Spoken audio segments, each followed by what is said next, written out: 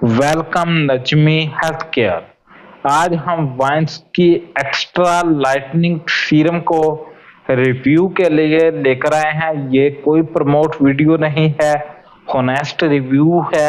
हमें कुछ नहीं मिलना इसमें से, मगर इसकी प्राइस थोड़ी ज्यादा है। 1400 रुपए इसकी प्राइस है। आप लोग इसका इस्तेमाल करेंगे, आपकी स्किन लाइट हो जाएगी, आपकी स्किन वाइट हो जाएगी, आपकी स्किन शाइन करेगी। आपका जो कलर है वो बहुत ही अच्छा हो जाएगा, फ्रेश हो जाएगा। आप लोग देख सकते हैं कितनी सी क्यूट सी बोतल इसमें से निकली है। वाइन्स एक्स्ट्रा लाइटनिंग सीरम, आप लोग इसी का इस्तेमाल करेंगे। इसका इस्तेमाल कैसे करना है? रोजाना आप लोग नाइट टाइम सीरम का इस्तेमाल करेंगे। आपने अच्छे से अपने फेस को वॉश करना है।